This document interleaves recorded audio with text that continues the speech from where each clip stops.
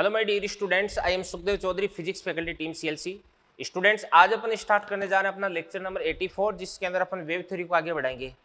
अगर बच्चों अब तक के अपन लेक्चर्स की बात करें तो सबसे पहले मैंने आपको बताया था कि व्हाट इज वेव, तरंग क्या होती है। उसके बाद में तरंग का क्लासिफिकेशन यानी इसका वर्गीकरण मैंने आपको समझाया था। और इसके बाद में मैंने आपको समझाया था तरंग की चाल। तरंग की चाल मैंने आपको पढ़ाई थी। फिर उसके बाद में उससे पहले अगर अपन तरंग की चाल से पहले अगर अपन बात करें तो तरंग है उसका निर्माण किस प्रकार से होता है ये मैंने आपको समझाया था। और किसी भी समतल परगामी तरंग का समीकरण मैंने आपको लिखना सिखाया था, ठीक है ना। और उसके बाद में समतल परगामी तरंग के निर्माण इसका जो समीकरण है, इसके बाद में अपन ने डिस्कस किया था कि किसी भी तरंग का अगर आपको स्क्रीनशॉट दे रखा है तो उसका इक्वेशन अपन किस प्रकार से लिखते हैं, और कण है उसका वेग अपन किस प्रकार से निकालते हैं, ये कुछ बातें मैंने आपको बताई थी। और फिर उसके बाद में मैंने आपको प्रिंसिपल ऑफ सुपरपोजिशन, ठीक है ना, और उसके बाद में इंटरफेरेंस मैंने आपको फिनिश करवा दिया था। और पिछले लेक्चर के लास्ट में मैंने तरंगों का परावर्तन और पारगमन ये भी फिनिश करवा दिया था। तो आज के लेक्चर की स्टार्टिंग में सबसे पहले मैं पढ़ाऊंगा आपको अपरगामी तरंगे। और आज के पूरे लेक्चर में जो अपरगामी तरंगे वही चलती जाएगी भी। तो मैं आपको यहाँ पे ये बताना चाहता हूँ कि अपरगामी तरंगे एग्जाम पॉइंट ऑफ व्यू से बहुत इंपॉर्टेंट टॉपिक है। अगर मेरे को पर्सनली वेव थ्योरी से दो इक्वेशन बनाने को मिले तो एक तो मैं ऑब्वियसली डॉपलर इफेक्ट से बनाऊंगा और एक मैं टॉपिक लूंगा अपरगामी तरंगे, ठीक है ना। तो काफ़ी इंपॉर्टेंट टॉपिक है ये और काफ़ी इंटरेस्टिंग भी है। एक एक चीज़ों को अपन ध्यान से पढ़ेंगे समझेंगे, ठीक है बच्चों। तो हेडिंग डालते हैं अपन अपरगामी तरंगे।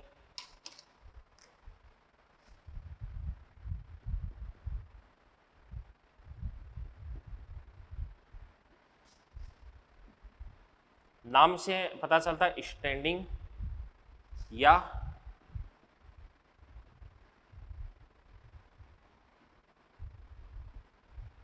Stationery waves.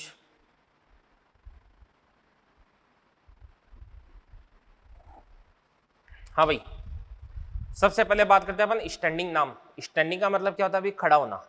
जैसे मैं अभी खड़ा हूं तो मेरा वेग है वो कितना है अभी 0 है। स्टेशनरी, स्टेशनरी का मतलब भी क्या होता है अभी रुकना, रुका हुआ।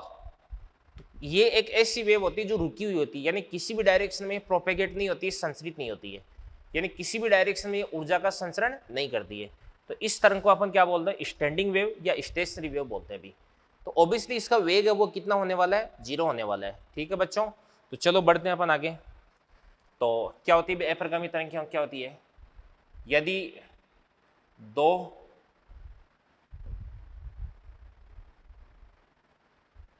इसके लिए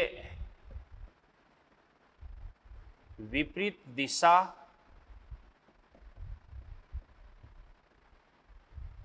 में गतिशील दो पूर्णतया समान। पूर्णतया समान का मतलब क्या होता है अभी, आयाम समान होना चाहिए, ओमेगा समान, एन समान, टी समान, वी समान, लेमडा समान, के समान। ये सब कुछ क्या होना चाहिए, तरंगों का समान होना चाहिए भी। तो विपरीत दिशा में गतिशील दो पूर्णतया समान, यानी ऐसी तरंगे जिनका आयाम, ओमेगा, आवर्ती, आवर्तकाल, वी, लेमडा, एन, के सब कुछ सेम होना चाहिए। केवल जो डायरेक्शन ऑफ प्रोपेगेशन है वो क्या होनी चाहिए, अपोजिट होनी चाहिए। तो दो पूर्णतया समान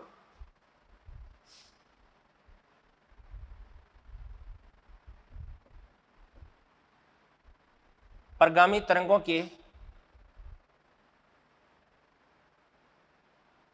अध्यारोपण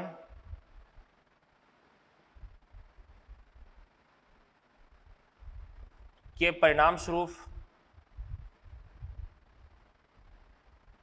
निर्मित होती है, ठीक है भाई। तो इसके लिए क्या चाहिए अपने को बताओ, दो तरंगे चाहिए। कितनी तरंगे चाहिए, दो। और दोनों तरंगे एक दूसरे के अपोजिट डायरेक्शन चलनी चाहिए, और बाकी इन सब का सब कुछ सेम होना चाहिए भी। ये सारी की सारी जो प्रॉपर्टीज है वो क्या होनी चाहिए, सेम होनी चाहिए, ठीक है ना। अब क्या ये तरंगे किसी प्रकार की ऊर्जा का संचरण करती है क्या, ऊर्जा का संचरण करती है क्या, ये नहीं। तो ऑब्वियसली इन तरंगों की जो चाल है, इन तरंगों का जो वेग है वो कितना प्राप्त होता है आपको? 0 प्राप्त होता है। ठीक है ना। और जो अपरिगामी तरंग है, इनको निर्मित होने के लिए अपने को बंद माध्यम की आवश्यकता होती है, बाउंडेड मीडियम। ठीक है ना। तो इन तरंगों के निर्माण के लिए बंद माध्यम की आवश्यकता होती है भी। ठीक है ना, इन तरंगों के निर्माण के लिए। ओके, अब ध्यान से देखना, देखो जब ये तरंगें निर्मित होती है तो आपको कुछ तरंगें ऐसी, कुछ बिंदु आपको ऐसे प्राप्त होते हैं जो हमेशा माध्य स्थिति पर ही रहते हैं, यानी ये कभी भी कंपन नहीं करते, हमेशा मीन पोजीशन पर रहते हैं। तो इन सारे के सारे पार्टिकल्स की पोजीशंस को अपन क्या बोलते हैं? नोड बोलते हैं। क्या बोलते हैं? नोड। और कुछ पार्टिकल्स आपके पास ऐसे होते हैं, कुछ स्थितियां ऐसी होती है जहां पर स्थित माध्यम के कणों का जो आयाम है वो क्या होता है? अधिकतम होता है। इन स्थितियों को अपन क्या बोलते हैं? एंटीनोड बोलते हैं। क्या बोलते हैं? एंटीनोड बोलते हैं। ठीक है ना। तो एक तो मैं आपको बताता हूं कि सबसे पहले आपको बताता हूं मैं नोड। नोड का मतलब क्या होता है? अभी निष्पंद, हिंदी में बोलते हैं इसको अपन। निष्पंद किन स्थितियों को बोलते हैं? वे स्थितियां जहां पर माध्यम के कण हमेशा माध्य स्थिति पर रहते हैं, यानी ये वाइब्रेशन नहीं करते हैं।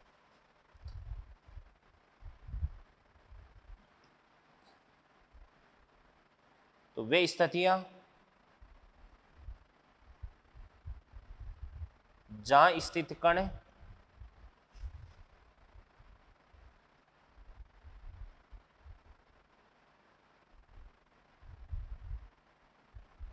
हमेशा माध्य स्थिति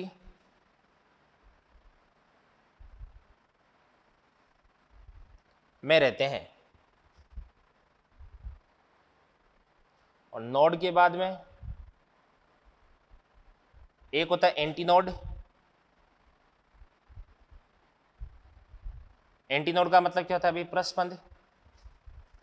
तो प्रस्पंद क्या होती है? भी वे स्थितियां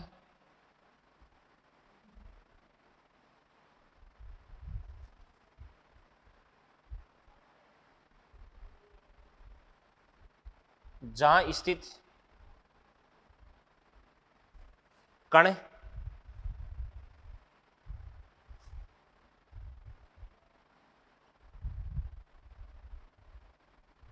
अधिकतम आयाम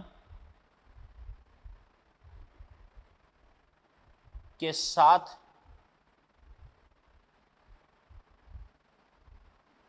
दोलन करते हैं। भी तो बात सुना भी, नोड होते हैं वहां पर स्थित माध्यम के कण तो हमेशा मीन पोजीशन यानी माध्य स्थिति पर रहते हैं, यानी अपनी माध्य स्थिति को बिल्कुल छोड़ते नहीं, हिलते भी नहीं है। और जो एंटीनोड होते हैं उस पर स्थित माध्यम के कण अधिकतम आयाम के साथ में दोलन करते हैं, यानी माध्य स्थिति से चरम स्थिति, वापस माध्य, चरम माध्य, इस प्रकार से यूं दोलन करते रहते हैं भी। ठीक है ना। तो इन स्थितियों को अपन क्या बोलते हैं? प्रस्पंद या एंटीनोड बोलते हैं। अब यदि इन तरंगों का अपन डायग्राम बनाते हैं तो कैसा डायग्राम बन जाएगा? देखो ध्यान से। जैसे मान के चलिएगा ये आपके पास कोई भी एक रस्सी है, ठीक है ना, और इधर की तरफ आपने किसी दृढ़ सिरे से इसको बांध रखा है ना। अब इसके अंदर मैं तरंग का निर्माण करने वाला हूं। देखो, अपरिगामी तरंग का निर्माण। अपरिगामी तरंग के निर्माण के दौरान आपको कई सारे लूप प्राप्त होते हैं, कई सारे इस प्रकार से खंड प्राप्त होते हैं। देखो ध्यान से,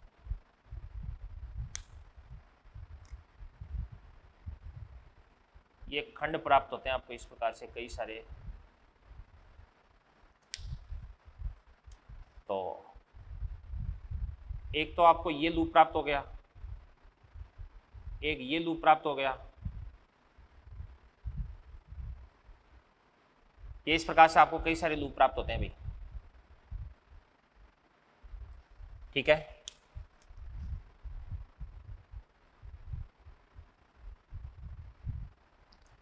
अब देखो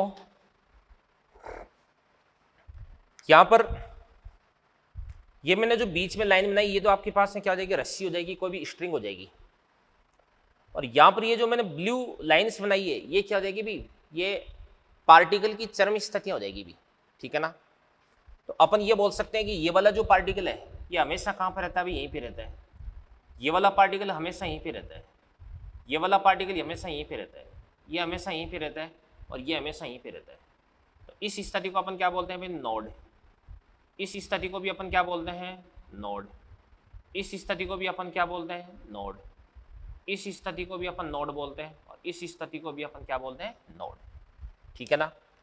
अब देखना ना, ऐसे देखो, जैसे मान के इसलिए ये वाला जो पार्टिकल है, ये पार्टिकल ये अभी माध्य स्थिति पर है, यहाँ तक जाएगा और फिर उसके बाद में मतलब इस पथ पर गति करेगा, यानी इसकी जो कंपन का आयाम है वो क्या भी अधिकतम, मतलब इसको अपन क्या बोलते हैं, एंटी नोड। इसी प्रकार से इसको भी अपन क्या बोलते हैं भाई, एंटी नोड। इसी प्रकार से इसको भी अपन क्या बोलते हैं भाई, एंटी नोड। और इसी प्रकार से इसको भी अपन क्या बोलते हैं भाई, एंटी नोड। ठीक है ना। तो ये नोड हो गए। नोड वो स्थितियां होती है जहां पर स्थित माध्यम के कण कभी भी दोलन नहीं करते हैं, और एंटी नोड वो स्थितियां होती है जहां पर स्थित माध्यम के कण अधिकतम आयाम के साथ में दोलन करते हैं।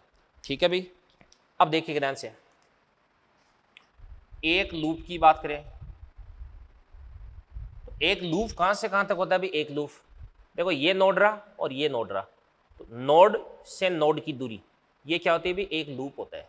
ठीक है ना। तो एक लूप बराबर होता है आपके पास है नोड से नोड की दूरी, ये एक लूप होती है।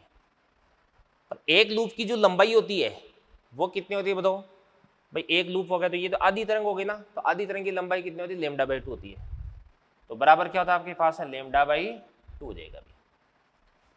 अब यदि एंटी नोड से एंटी नोड की दूरी या नोड से नोड की दूरी निकालोगे तो कितने देगी आपके पास है, λ/2। नोड से एंटी नोड की दूरी कि एंटी नोड से नोड की दूरी ये कितना देगी, λ/4 हो जाएगी। तो एंटी नोड से नोड की दूरी ये कितना देगी आपके पास है, λ/4 हो जाएगी। ठीक है। अब सुनो, नोड पर जो आयाम होता है वो क्या होता है अभी, 0, और एंटी नोड पर आयाम क्या होता है, अधिकतम होता है। तो अपन लिख सकते हैं कि नोड पर आयाम बराबर 0 और एंटी नोड पर आयाम क्या होता है, मैक्सिमम होता है। यदि अपन नोड से एंटी नोड जाते हैं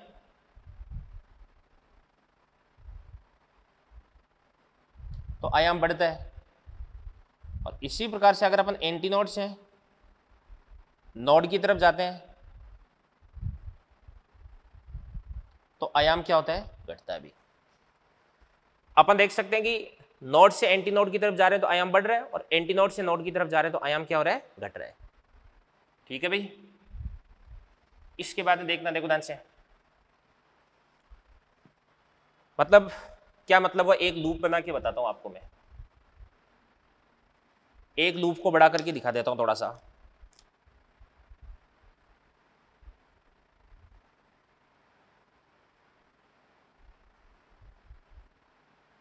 ये एक लूप हो गया अभी। तो यहां पे ये नोड हो गया, ये नोड हो गया, और ये आपके पास क्या हो गया अभी, एंटी नोड हो गया। ठीक है ना। तो ये वाला पार्टिकल तो हमेशा समाधि स्थिति पर रहता है। अगर इस वाले पार्टिकल की गति का पथ अपन देखते हैं तो इस पार्टिकल की गति का पथ ये हो जाएगा अभी, यानी ये वाला जो पार्टिकल है ये इस प्रकार से ये यहां से यहां तक जाता है, यहां तक आता है, फिर यहां तक जाता है, फिर यहां तक आता है, यानी इसका जो आयाम है वो क्या हो जाएगा, मैक्सिमम हो जाएगा। एक एक बात को ध्यान से सुनोगे ना, कहीं दिक्कत ही नहीं आएगी आपको। इसी प्रकार से ये जो पार्टिकल है, ये जो पार्टिकल है, ये जो पार्टिकल है, ये जो पार्टिकल है, इस पार्टिकल का जो पथ है वो यहां से इसके बीच में, इस पार्टिकल का जो पथ है वो इससे इसके बीच में होता है, इस पार्टिकल का पथ इससे इसके बीच में होता है। इसी प्रकार से देखो,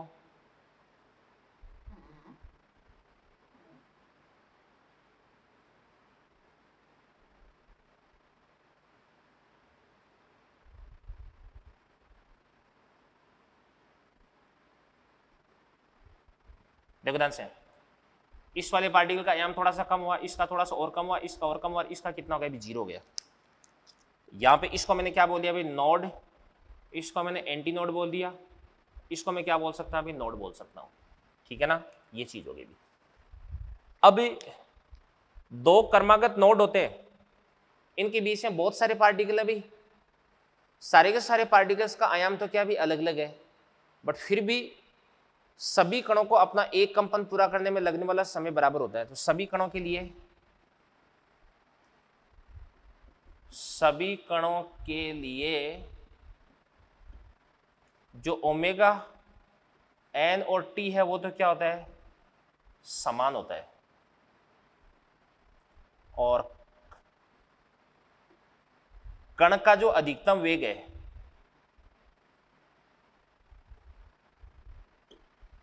ये क्या होता है आपके पास, वी मैक्स बराबर ए ओमेगा। सभी कणों का ओमेगा तो सेम हो गया ना, तो अपन जानते हैं कि V max directly proportional to क्या होता है आपके पास, ए होता है। तो आयाम अधिकतम किसका होता है, एंटी नोड का, तो एंटी नोड वाले कण का अधिकतम वेग भी क्या होता है, मैक्सिमम होता है। नोड होता है ना, उस पर स्थित जो कण है उसका आयाम कितना होता है, जीरो होता है, तो अधिकतम वेग भी कितना होता है इसका, जीरो होता है, ये हमेशा रेस्ट में रहता है भाई, ठीक है ना। इसके बाद में एक बात और बताता हूं मध्योदान से, देखो दो क्रमागत नोड के बीच में जितने भी पार्टिकल होते हैं इन सब के कंपन की कला समान होती है, यानी ऐसा देखा जाता है कि इस नोड और इस नोड के बीच में जितने भी पार्टिकल एक साथ माध्य स्थिति पर आते हैं, एक साथ नेगेटिव चरम स्थिति पर जाते हैं, एक साथ वापस माध्य स्थिति पर आते हैं, और एक साथ पॉजिटिव एक्सट्रीम पर जाते हैं, यानी सारे के सारे कण होते हैं वो समान कला में होते हैं। तो अपन बात कर सकते हैं कि नोड दो क्रमागत नोड्स के मध्य स्थित कण समान कला में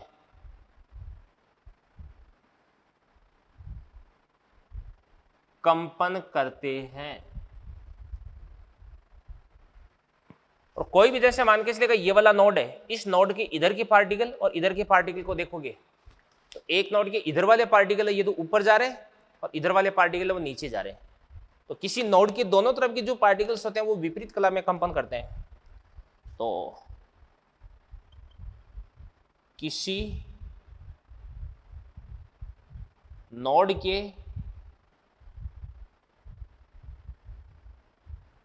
दोनों ओर के कण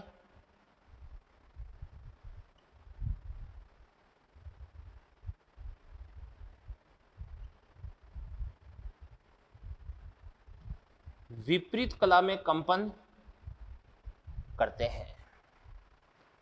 तो यहां पर ध्यान से देखना, देखो अपरगामी तरंगों के बारे में मैंने आपको जितनी सारी बातें बताई, इन सारी की सारी बातों को आप बहुत अच्छे से समझ लें, सीख लें।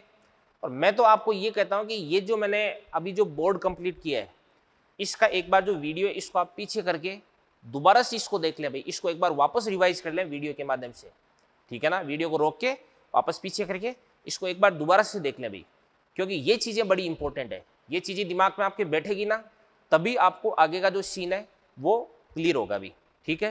तो इन चीज़ों को नोट करें अच्छे से। तो देखिए बच्चों, अपरगामी तरंगे क्या होती है ये मैंने आपको सिखाया है। इसके बाद में मैं आपको बताने वाला हूँ कि किस प्रकार से अपरगामी तरंगे निर्मित होती है, इसका जो गणितीय विश्लेषण है ये मैं आपको समझाता हूँ। तो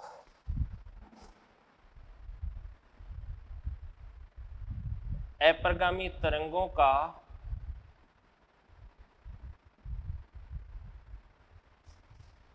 गणितीय विश्लेषण,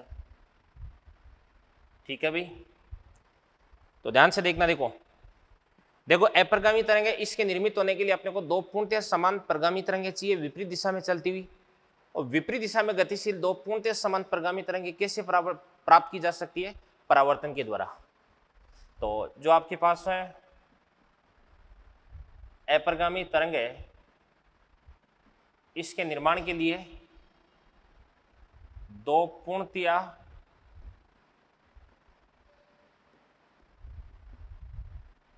समान परगामी तरंगे चाहिए और पूर्णतः समान प्रगामी तरंगें किससे प्राप्त की जा सकती है? परावर्तन से। और परावर्तन कितने टाइप का होता है? भी दो प्रकार का होता है। एक तो होता है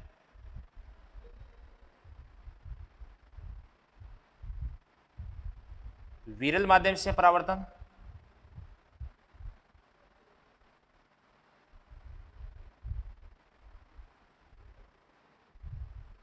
और एक होता है सघन माध्यम से परावर्तन।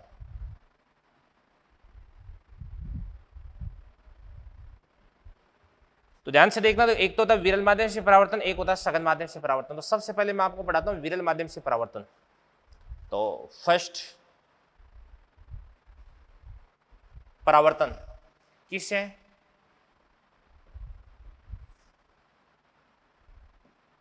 पूर्ण परावर्तक सतह से, ठीक है ना। तो सबसे पहले मैं आपको पढ़ाता हूं विरल माध्यम से परावर्तन। तो देखिएगा,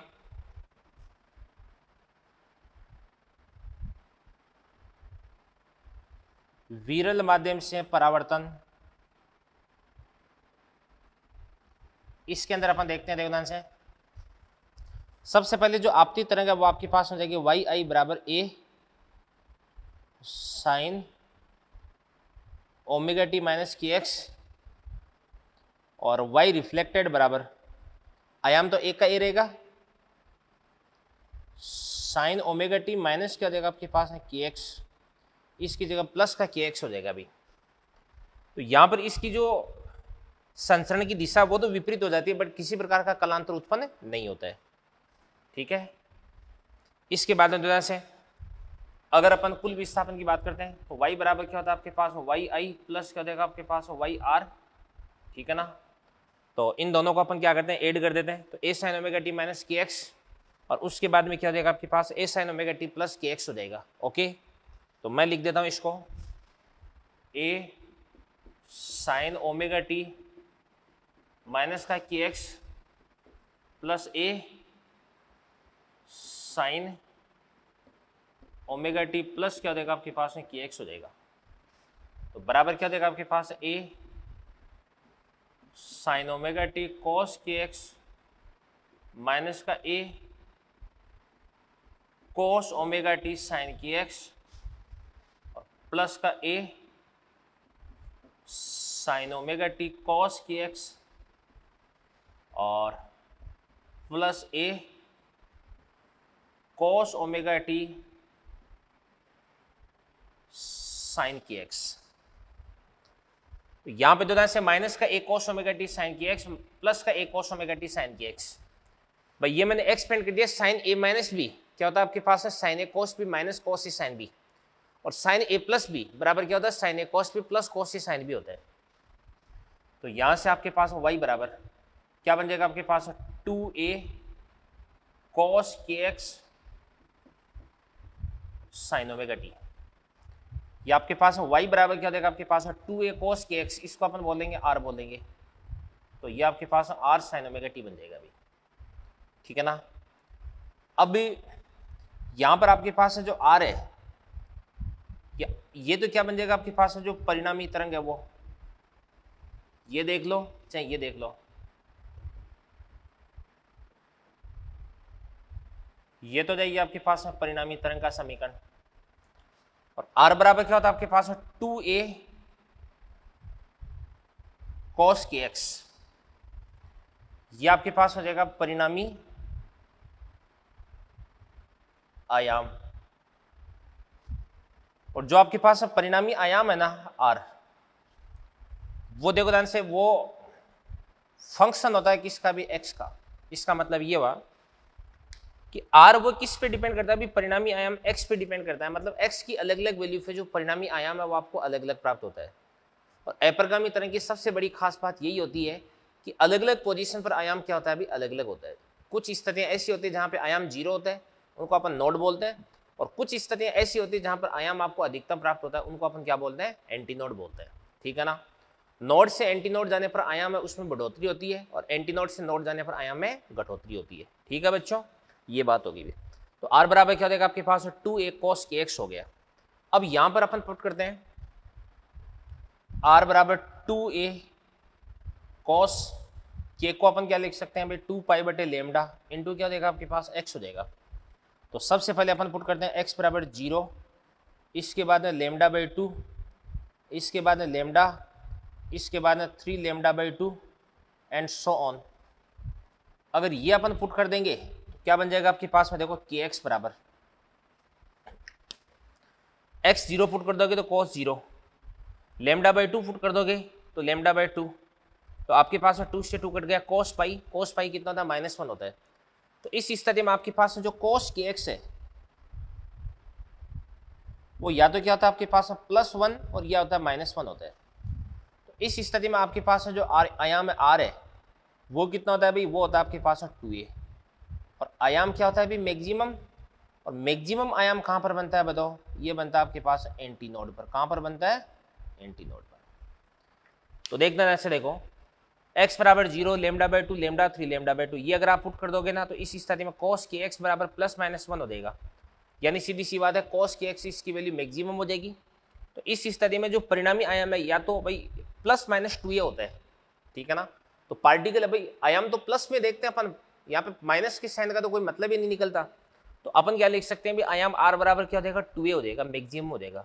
और आपको पता है कि अधिकतम आयाम अपने को कहाँ पर प्राप्त होता है, एंटीनोड की स्थिति पर। कहाँ पर प्राप्त होता है, एंटीनोड की स्थितियों पर। और एक चीज अपन और देख सकते हैं कि x बराबर 0 ये कहाँ पर होता है, ये होता है एंड पोजीशन पे होता है, सिरे पर होता है। ये कहाँ पर होता है, सिरे पर। तो यहाँ पे सिरे पर क्या बनता है, एंटीनोड बनता है। आप x बराबर 0 फुट करके देख लो, अगर आपको आयाम अधिकतम प्राप्त हो रहा है यानी एंटीनोड बन रहा है, तो इसका मतलब जो परावर्तन है वो किससे हो रहा है, विरल माध्यम से हो रहा है अभी। तो विरल माध्यम से परावर्तन की खास बात यही होती है। और इसके बाद में यहाँ पर अपन देखते हैं x बराबर, ये आपके पास है λ/4, इसके बाद में 3λ/4, 5λ/4 एंड सो ऑन। तो अपन पुट कर रहे हैं इसके अंदर λ/4 π/2, cos π/2 कितना होता है 0। तो इस स्थिति में cos kx बराबर कितना होता है 0। तो यहाँ पर आपके पास r बराबर भी क्या होता है 0, यानी आयाम क्या होता है मिनिमम। और आयाम अपने को मिनिमम कहाँ पर प्राप्त होता है, नोड पर प्राप्त होता है। कहाँ पे प्राप्त होता है, नोड पे, ठीक है ना, ये चीज़। तो इन बातों को नोट करें। फिर उसके बाद में मैं जो सघन माध्यम से परावर्तन से जो अपरिगामी तरंगें निर्मित होती है वो समझाता हूँ। तो देखिए बच्चों, विरल माध्यम से परावर्तन अपन ने करवा के देख लिया और अपन ने पाया कि अगर परावर्तन विरल माध्यम से होता है तो इस स्थिति में सिरे की स्थिति पर जो पार्टिकल है वो अधिकतम आयाम के साथ में कंपन करता है, यानी x बराबर 0, यानी सिरे की स्थिति पर क्या बनता है, एंटीनोड बनता है, ठीक है ना। अब अपन सघन माध्यम से परावर्तन करवाते हैं। तो सेकंड, सघन माध्यम से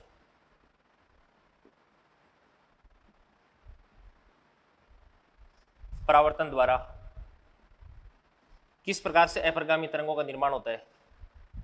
आपती तरंग ये आपके पास हो जाएगी a sin omega T minus क्या हो जाएगा आपके पास है kx।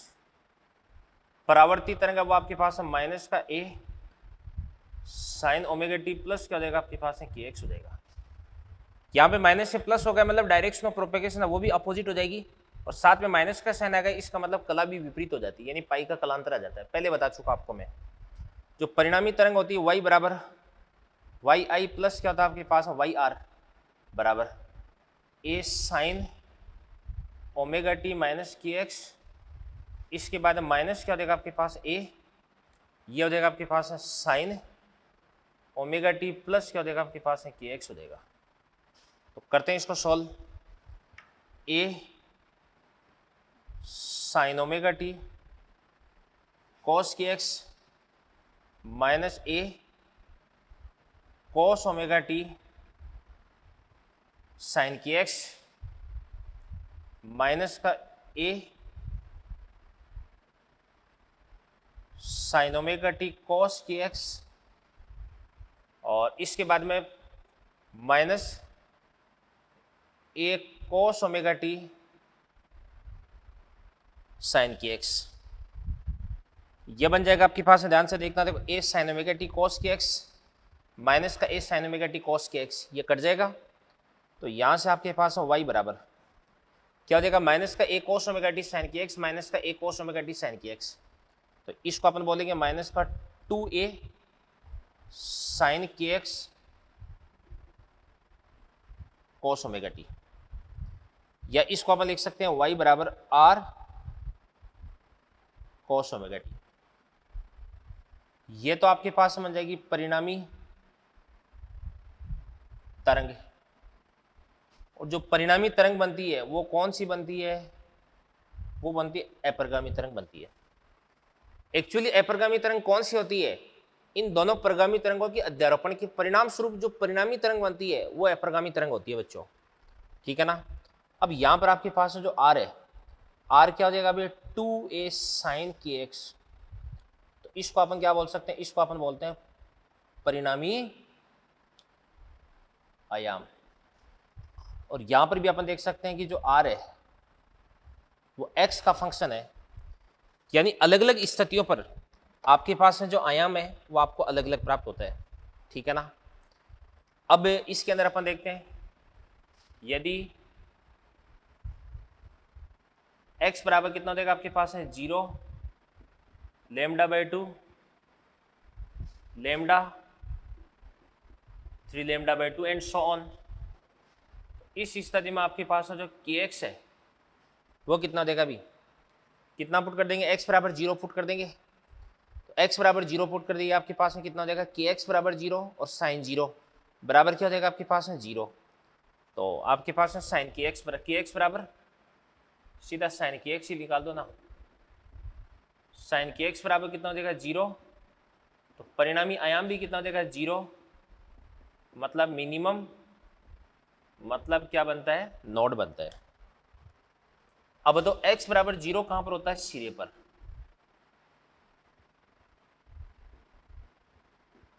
तो सिरे पर क्या बनता है बताओ, सिरे पर बनता है नोड बनता है, क्या बनता है, नोड बनता है, ठीक है ना। इसके बाद में यदि आपके पास x बराबर कितना हो जाएगा आपके पास है lambda by 4, 3 lambda by 4, 5 lambda by 4 and so on, तो इस स्थिति में आपके पास जो साइन की एक्स है वो कितना देगा, प्लस माइनस 1 हो जाएगा, तो आर आपके पास में क्या देगा 2a, ये आपके पास है मैक्सिमम, और यहां पर क्या बनता है, एंटी नोड बनता है, क्या बनता है, एंटी नोड। तो यहाँ पे मेरे को एक चीज सीखने को मिली है, एक चीज समझने को मिली है कि अगर जो परावर्तन है वो विरल माध्यम से होता है तो इस स्थिति में सिरे की स्थिति यानी x बराबर 0 पर एंटी नोड बनता है, और यदि परावर्तन सघन माध्यम से होता है तो इस स्थिति में सिरे की स्थिति पर यानी एंड पोजीशन पर नोड देखने को मिलेगा, क्या देखने को मिलेगा, नोड देखने को मिलेगा भाई, ठीक है ना। तो अगर x बराबर 0 फुट करोगे, आपको जो विस्थापन है वो अधिकतम प्राप्त हो रहा है, तो इसका मतलब परावर्तन किससे हो रहा है भाई, सघन विरल माध्यम से, और यदि आपको जो विस्थापन है वो 0 देखने को मिल रहा है, इसका मतलब परावर्तन किससे हो रहा है, सघन माध्यम से हो रहा है भाई, ठीक है ना। ये आइडेंटिटी होती है, ओके। अब सुनो ध्यान से देखना, देखो जैसे y बराबर a साइन, इसके बाद ओमेगा टी माइनस का के एक्स या ओमेगा टी प्लस का के एक्स, ये तो आपके पास में क्या होती है, परगामी तरंग होती है, क्या होती है, परगामी तरंग होती है अभी।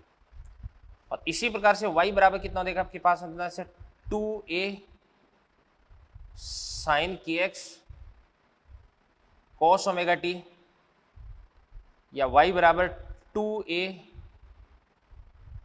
Cos K x sign omega T.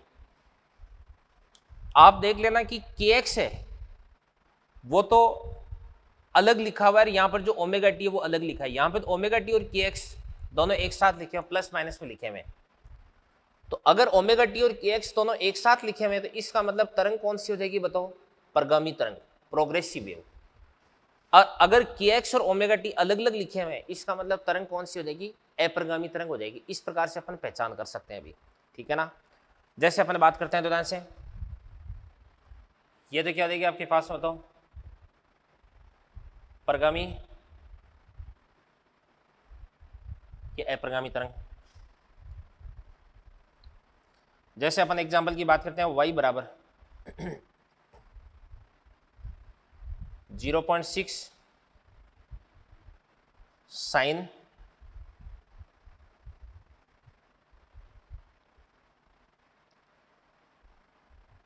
10 पाई x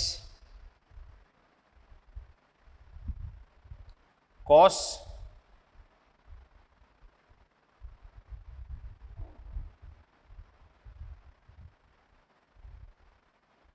दो सौ पाई टी, ये बात हो गई भी। ये आपके पास है साइन के एक्स हो गया और ये कोस ओमेगा टी हो गया। तो के एक्स अलग जगह लिखा हुआ है, ओमेगा टी एक जगह लिखा हुआ है, अलग अलग लिखे हुए हैं। तो इस स्थिति में इस तरंग को अपन क्या बोल सकते हैं भाई, ये आपके पास हो जाएगी अपरिगामी तरंग।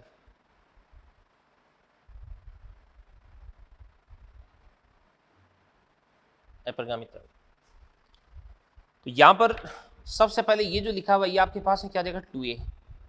तो 2a बराबर कितना देगा 0.6। तो a बराबर कितना देगा आपके पास है 0.3 मीटर। ये तो आयाम आ गया। इसके बाद में के एक्स बराबर कितना देगा आपके पास है 10 पाई एक्स। तो के बराबर कितना देगा 10 पाई। तो के बराबर कितना होता है आपके पास है 2 पाई बटे लेमडा बराबर कितना देगा आपके पास है 10 पाई। पाई से अपन पाई को काट देंगे तो लेमडा बराबर कितना देगा 2/10 यानी 0.2। तो सोल्व करने पर आपके पास है लेमडा बराबर कितना देगा 0.2 मीटर। इसके बाद में से ओमेगा बराबर कितना देगा, ओमेगा बराबर भाई कोस ओमेगा टी, तो ओमेगा बराबर कितना देगा 200 पाई। तो यहां से अपन लिख सकते हैं कि ओमेगा बराबर 200 पाई और ओमेगा बराबर कितना था 2 पाई इंटू एन। तो यहां से आपके पास एन बराबर कितना देगा 100 हर्ट्ज। ये आपके पास आवृत्ति होगी, ठीक है ना। इसके बाद अपन जानते हैं कि v बराबर क्या होता है एन इंटू लेमडा होता है। क्या होता है v बराबर एन इंटू लेमडा। तो v बराबर एन इंटू लेमडा। तो एन तो कितना देगा आपके पास 100 और लेमडा कितना देगा आपके पास बताओ। लेमडा कितना है तो अपने पास है 0.2। तो ये आपके पास में कितना हो जाएगा बताओ, ये हो जाएगा 20 मीटर पर सेकंड हो जाएगा, ठीक है ना। ये बातें हो गई भी। अब सुनना ध्यान से देखना,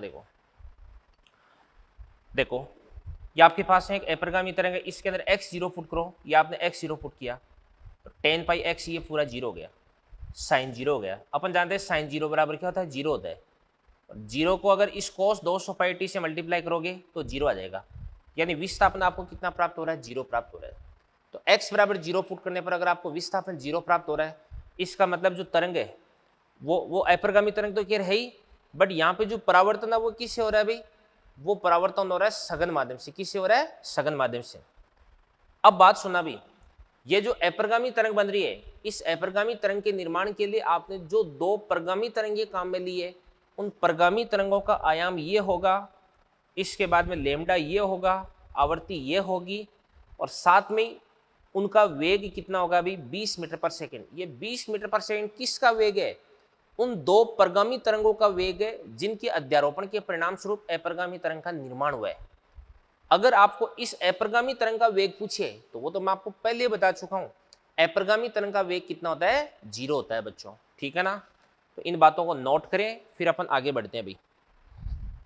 अब देखना, देखो बच्चों, तो अपरिगामी तरंग ये एक परिणामी तरंग होती है जो किसी भी दिशा में संचरित नहीं होती, अपने स्थान पर फैलती सिकुड़ती रहती है, ठीक है ना।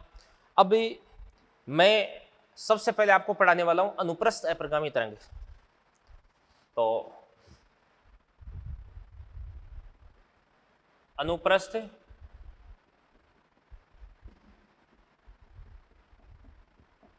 अपरिगामी तरंग, अनुप्रस्थ अपरिगामी तरंग किसके अंदर बनेगी भाई,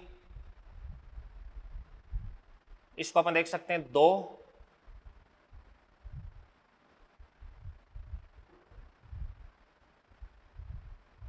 दृढ़ सिरों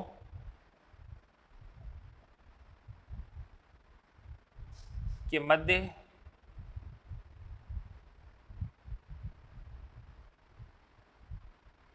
स्थित रस्सी में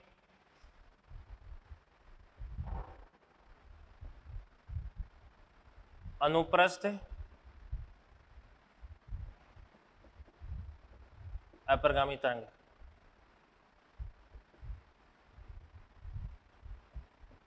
तो देखना ध्यान से, देखो क्या प्रमाण किस लिए का आपके पास है दो दृढ़ आधारों के बीच में एक रस्सी है, उस रस्सी को आपने इस प्रकार से यूं तान रखा है, ये रस्सी है। यहां पर ये क्या भी, ये भी दृढ़ है, इस कारण से यहां पर क्या बनेगा नोड, और ये भी दृढ़ है तो यहां पर भी क्या बनेगा भी नोड बनेगा। दो नोड के बीच में आपको कम से कम एक एंटी नोड तो बनाना पड़ेगा, क्योंकि नोड क्रमागत नहीं होते हैं भी, एंटी नोड भी क्रमागत नहीं होते हैं। दो नोड के बीच में एंटी नोड होता है, एंटी नोड के बीच में नोड होता है भी। तो यहाँ पे इसको सबसे पहले अपन एक लूप के अंदर कंपन करवा देते हैं, एक लूप में। तो ये आपके पास हो जाएगा नोड नोड, और ये हो जाएगा आपके पास में एंटी नोड। तो ये तो एक लूप हो गया, एक लूप में कंपन। तो एक लूप की लंबाई कितनी होती है आपको पता है कि λ/2, रस्सी की लंबाई कितनी मान के चलिएगा L है। तो यहाँ पे अपन लिख सकते हैं कि λ/2 बराबर कितना हो जाएगा L। तो यहाँ पे इसके नीचे लिख देता हूँ मैं ना, नोड नोड की डिस्टेंस कितनी हो जाएगी λ/2 बराबर कितना हो जाएगा L। तो लैम्डा बराबर कितना हो जाएगा आपके पास 2L। अपन जानते हैं कि v बराबर क्या होता है n लैम्डा, तो n बराबर कितना हो जाएगा आपके पास v बटा लैम्डा। तो v बटा लैम्डा कितना हो जाएगा आपके पास 2L, और इसके बाद में v को अपन 1/2L, और v को अपन क्या लिख सकते हैं अंडर का t बटे म्यू, क्योंकि तनी हुई रस्सी के अंदर अनुप्रस्थ अप्रगामी तरंग है। तनी हुई रस्सी के अंदर जो अनुप्रस्थ तरंग बनती है, उस अनुप्रस्थ तरंग की चाल कितनी होती है अंडर का t बटा म्यू होती है। अब यहां पर ये जो तार है कम से कम एक लूप में तो कंपन करेगा, ठीक है ना, और एक लूप में कंपन करेगा। तो इस स्थिति में जो आवृत्ति उत्पन्न होती है इसको अपन बोलते हैं मूल आवृत्ति। तो ये वाली जो आवृत्ति है इसको अपन बोल देते हैं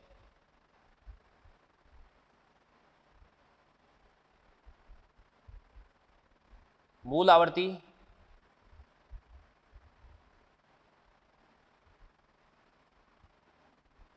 यानी इसको अपन बोलते हैं फंडामेंटल फ्रीक्वेंसी बोलते हैं। क्या बोलते हैं? फंडामेंटल फ्रीक्वेंसी, ठीक है ना। ये बात होगी भी, ये मूल आवृत्ति होगी। और जो मूल आवृत्ति इसको अपन क्या बोल सकते हैं? इसको अपन बोल सकते हैं प्रथम सन्नादि।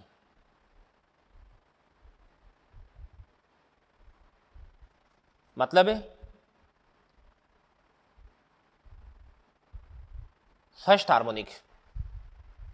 कोई भी आवृत्ति मूल आवृत्ति की जितने गुणा होती है वो उसी क्रम की सन्नादि होती है। तो ये आवृत्ति खुद मूल आवृत्ति का कितना गुणा होगी? एक गुणा होगी, तो इसको अपन बोलेंगे प्रथम सन्नादि। इसके बाद में से दो लूप में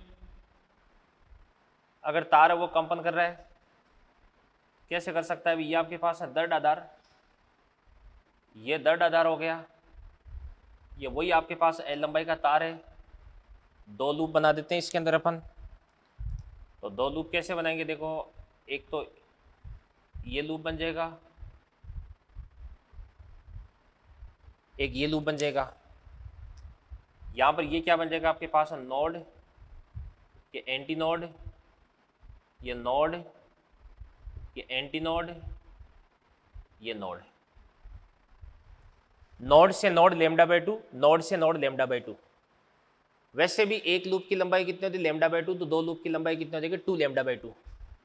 तो तार की लंबाई कितनी है आपके पास? L है। तो L बराबर कितना हो जाएगा आपके पास? 2 λ/2। तो यहां से लैम्डा बराबर कितना हो जाएगा आपके पास? 2L/2। अपन जानते हैं n बराबर क्या होता है? v बटा लैम्डा।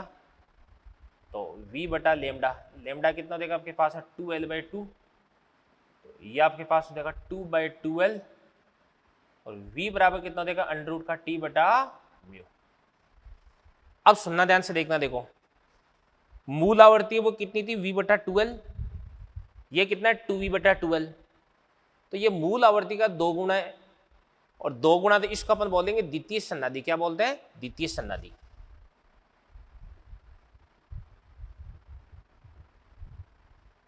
द्वितीय सन्नादि बन जाएगी भी, यानी सेकंड हार्मोनिक। भाई कोई भी आवृत्ति मूल आवृत्ति का जितने गुणा होती है वो उसी क्रम की सन्नादि होती है। ये 2 गुणा हो गई, तो इसको अपन बोलेंगे द्वितीय सन्नादि बोल देंगे। एक चीज और बताता हूं आपको मैं, मूल आवृत्ति के जस्ट बाद में जो आवृत्ति या स्वर उत्पन्न होता है उसको अपन बोलते हैं प्रथम अधिस्वरक, यानी फर्स्ट जो हाई फ्रिक्वेंसी है उसी को अपन क्या बोलते हैं? प्रथम अधिस्वरक। तो ये आपके पास हो जाएगा प्रथम अधिस्वरक, यानी इसको अपन बोलेंगे फर्स्ट ओटी। ओटी का मतलब क्या होता है अभी, ओवरटोन, फर्स्ट ओवरटोन हो गया अभी, ठीक है। अब यदि ये जो तार है वो 3 लूप के अंदर कंपन करने लग जाए, तो इस स्थिति में 3 लेमडा बाई 2, तो लेमडा बराबर कितना देगा 12/3, एन बराबर कितना देगा बताऊं, v बटा लेमडा यानी 3v बाई 12। तो इस स्थिति में लेमडा बराबर कितना देगा आपके पास 12/3, और इस स्थिति में एन बराबर कितना देगा आपके पास में 3v बाई 12 यानी 3/12। v को अपन लिख सकते हैं अंडर रूट का t बटा म्यू, ठीक है ना। और ये मूल आवर्ती का कितना गुना, 3 गुना, इसको अपन बोलेंगे तृतीय सन्नादी।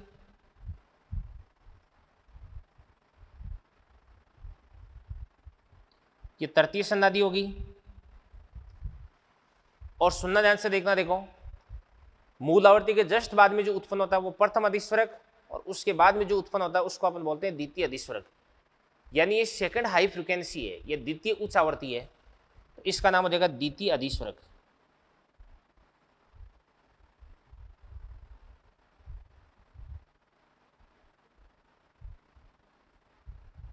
द्वितीय अधिस्वरक हो जाएगा अभी।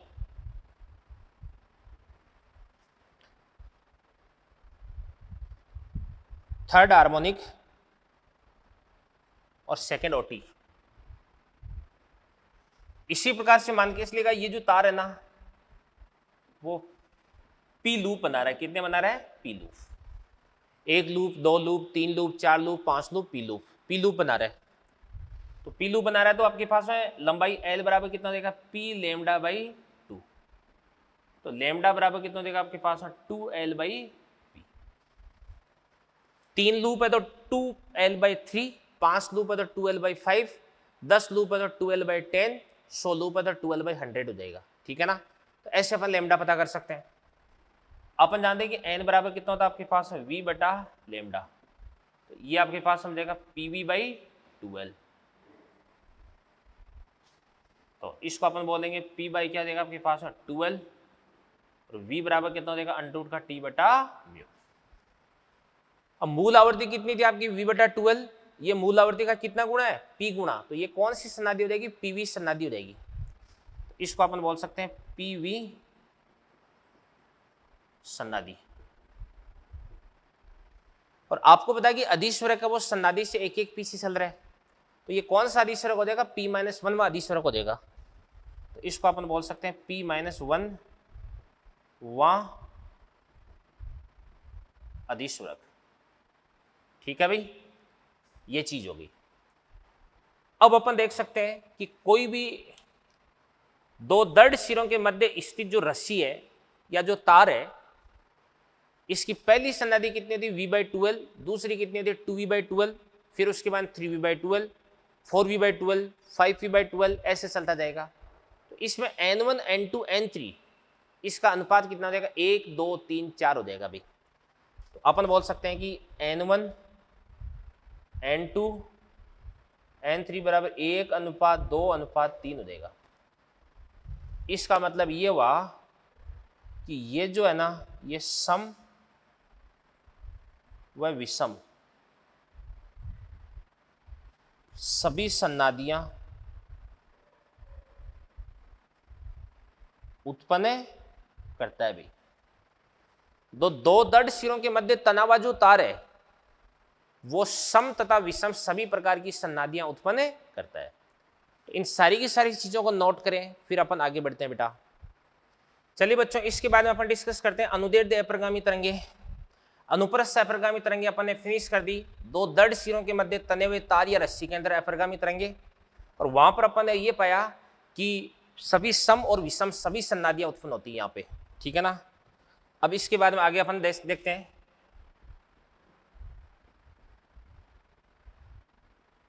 अनुदैर्ध्य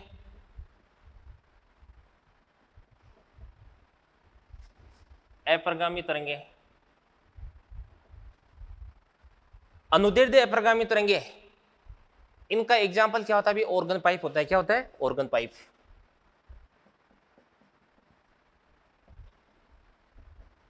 ऑर्गन पाइप।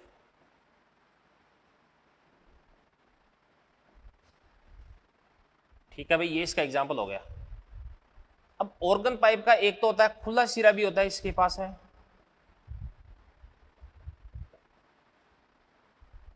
यानी ओपन एंड, और एक बंद सिरा भी होता है क्लोज्ड एंड। खुले सिरे पर स्थित माध्यम का कण है वो फ्री होता है वाइब्रेशन करने के लिए, तो इस स्थिति में क्या बनता है, खुले सिरे पर क्या बनता है, एंटीनोड।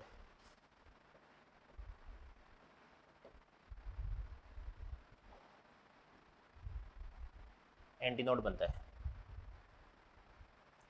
और बंद सिरे पर स्थित जो माध्यम का कण है वो दोलन करने के लिए स्वतंत्र नहीं होता है, इस कारण से वहां पर क्या बनता है, नोड बनता है।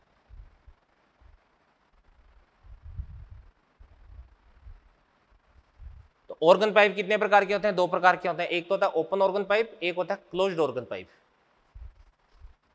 ऑर्गन पाइप भी दो प्रकार के होते हैं। फर्स्ट, इसको अपन ए लिख देते हैं, ऑर्गन पाइप।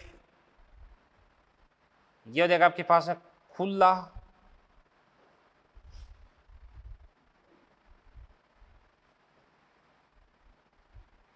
Organ pipe.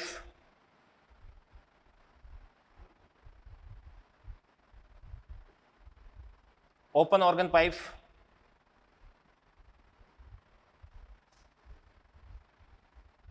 ये आपके पास है ओओपी।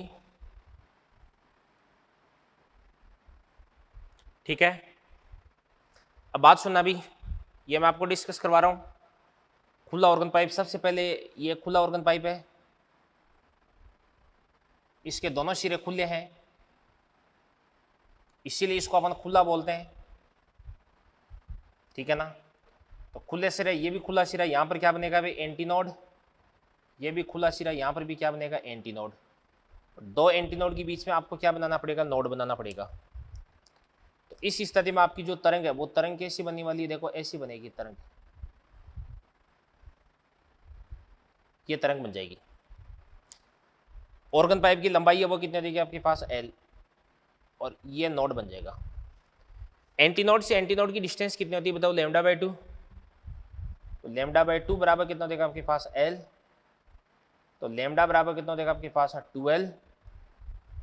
एन बराबर कितना होता है आपके पास, वी बटा लेमडा, यानी वी बटा क्या हो जाएगा आपके पास, 12 हो जाएगा। तो यहां पर अपन वी को अंडर का टी बटे म्यू से रिप्लेस नहीं कर सकते, क्यों, क्योंकि वी बराबर अंडर का टी बटा म्यू, ये किसका वेग होता है, अनुप्रस्थ तरंग का वेग होता है, और अपन पढ़ रहे अनुदैर्ध्य अप्रगामी तरंगे। ठीक है ना, चूंकि आवृत्ति सबसे पहली बार जनरेट हुई है, इस कारण से इसका अपन बोलते हैं मूल आवृत्ति। तो ये आपके पास बन जाएगी मूल आवृत्ति, और यह आवृत्ति खुद का एक गुना, इस कारण से इसको अपन बोलते हैं प्रथम सन्नादि।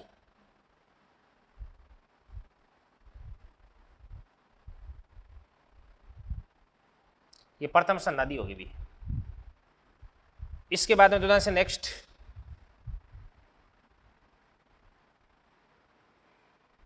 ये वही ऑर्गन पाइप है जिसकी लंबाई कितनी आपके पास, एल है, और यहां पर क्या बनना है भाई, एंटीनोड बनना ही है, यहां पर एंटीनोड बनना ही है। इसके बाद में ध्यान से देखना, देखो एंटीनोड के बाद नोड बन जाएगा यहाँ पे, फिर यहाँ पे एंटीनोड बन जाएगा, फिर यहाँ पर नोड बन जाएगा, यहाँ पे एंटीनोड बन जाएगा।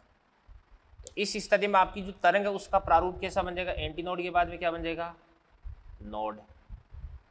नोड के बाद में यहाँ पे क्या बन जाएगा आपके पास, एंटीनोड, ये एंटीनोड, फिर क्या बन जाएगा इस प्रकार से नोड, फिर क्या बन जाएगा, एंटीनोड। एंटीनोड के बाद में नोड, फिर एंटीनोड, फिर उसके बाद नोड, फिर antinode. Antinode antinode lambda by 2, antinode antinode lambda by 2। तो यहां पर कितना हो जाएगा आपके पास में से 2 लेमडा बाई 2 बराबर एल हो गया। तो लेमडा बराबर कितना देगा आपके पास में 2l बाई 2, और अपन जानते हैं कि एन बराबर कितना होता है आपके पास में v बटा लेमडा, तो ये आपके पास 2v बाई 2l हो जाएगा। अब यहां पर ये जो आवृत्ति है मूल आवर्ती कितनी थी आपके पास v/12, इसका 2 गुना, इसका अंश इसको अपन बोल देंगे द्वितीय सन्नादी।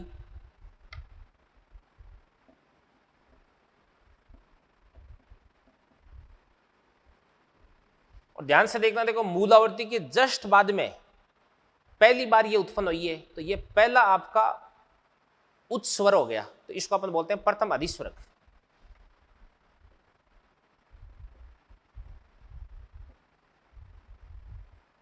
प्रथम अधिस्वरक हो गया। और अगली स्थिति की अगर अपन बात करते हैं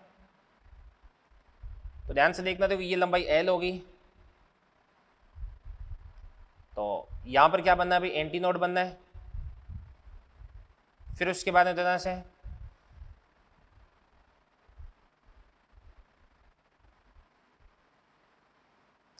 एंटी नोड के बाद नोड, फिर उसके बाद एंटी नोड, फिर नोड, फिर एंटी नोड, फिर नोड, फिर एंटी नोड। खुले सिरे पर आपको पता है हमेशा एंटी नोड ही बनता है, तो ये एंटी नोड बन गया। फिर उसके बाद में अगला नोड बन जाएगा,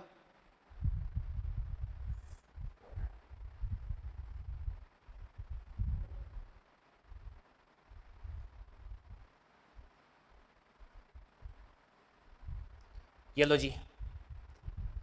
एंटी नोड के बाद में क्या बन जाएगा, नोड, फिर एंटी नोड, फिर नोड, फिर एंटी नोड, फिर नोड, फिर एंटी नोड बन गया। तो anti node λ/2, anti node λ/2, anti node λ/2। तो टोटल कितना देगा आपके पास है 3 λ/2 बराबर कितना देगा L। तो लैम्डा बराबर कितना देगा आपके पास है 2L/3। तो n बराबर कितना देगा आपके पास है v/λ। तो v/λ कितना देगा आपके पास है 2L/3 हो जाएगा, 3v/2L हो गया। यहाँ पे इसको कौन सी सन्नादी बोलते हैं भाई, तृतीय सन्नादी, तीसरी सन्नादी होगी। और मूल आवर्ती के बाद में पहली बार तो ये और दूसरी बार ये उत्पन्न हुई, तो इसको अपन बोलते हैं द्वितीय अधिस्वरक। ये आपके पास हो जाएगा द्वितीय अधिस्वरक, ठीक है ना।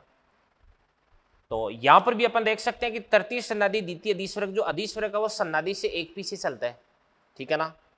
और यहां पर अपन ऐसे बता सकते हैं कि N1 अनुपात N2 अनुपात N3 बराबर 1:2:3।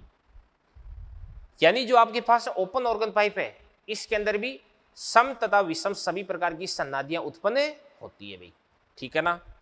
तो इन चीजों को भी नोट करें, फिर उसके बाद में अपन आगे बढ़ते हैं भाई। तो देखिए बच्चों, ओपन ऑर्गन पाइप अपन डिस्कस कर चुके हैं, इसके बाद अपन डिस्कस करते हैं क्लोज्ड ऑर्गन पाइप यानी बंद ऑर्गन पाइप।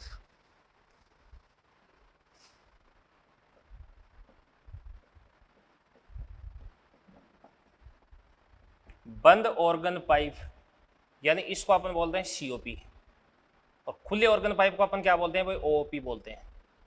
तो बंद ऑर्गन पाइप का एक सिरा खुला और एक सिरा बंद होता है। तो इसका एक सिरा तो क्या होता है, इस प्रकार से खुला, एक सिरा इस प्रकार से बंद होता है।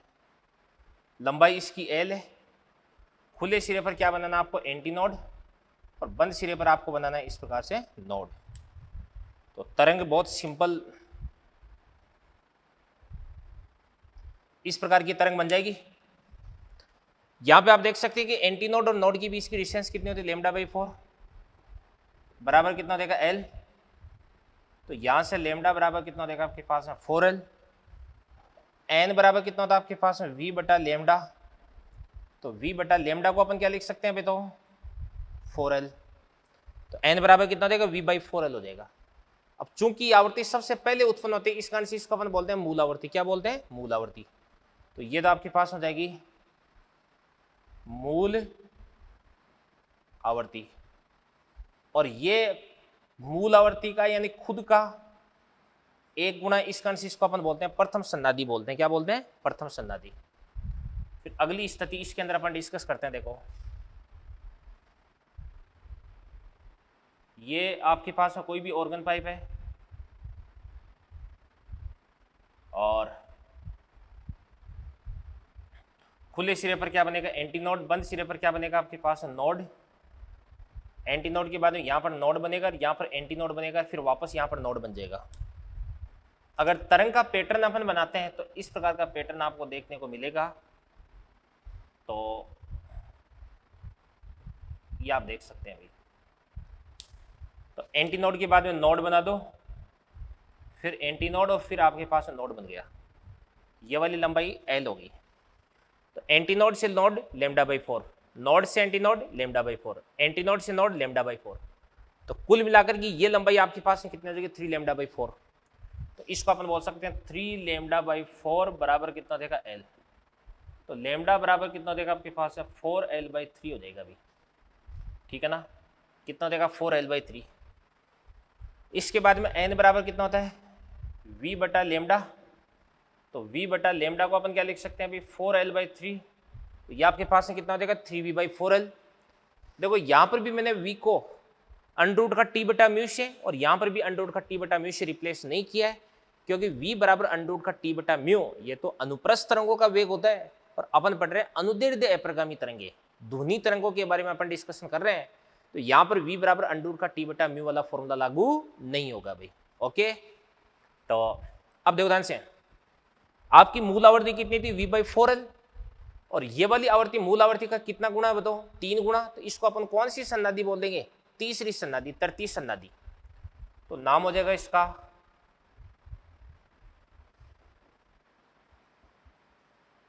तरती सन्नादि। और मूल आवृत्ति के बाद में सबसे पहला उच्च स्वर आपको यही प्राप्त होता है, पहली हाई फ्रीक्वेंसी आपको यही प्राप्त होती थी। इसको अपन बोलते हैं प्रथम अधिस्वरक।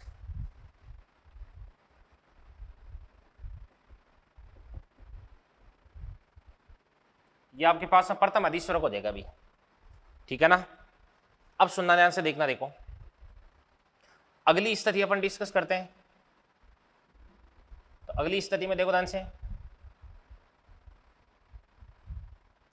ये आपका ऑर्गन पाइप है, खुला सिरा है, यहाँ पे एंटी नोड बनाना ही बनाना है, बंद सिरे पर आपको नोड बनाना ही बनाना है, कोई डाउट ही नहीं इसके अंदर।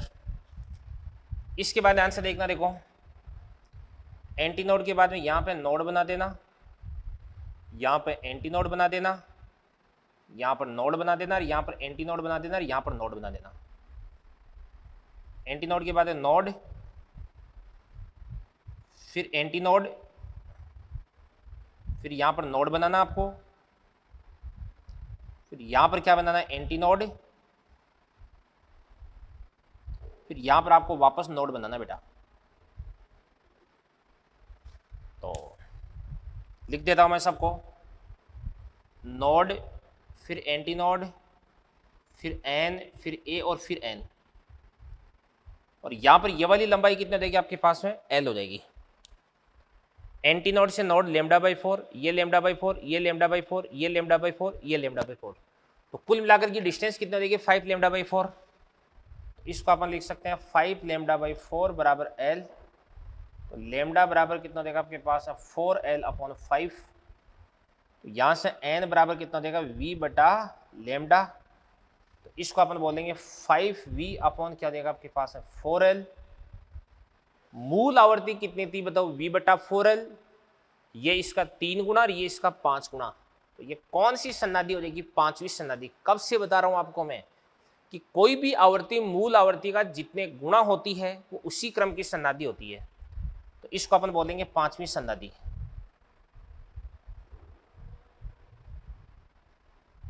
5वीं सन्नादि। और ध्यान से देखना, देखो ये मूल आवर्ती के बाद में पहली बार ये और दूसरी बार ये, तो इसको अपन बोलेंगे द्वितीय अधिस्वरक। द्वितीय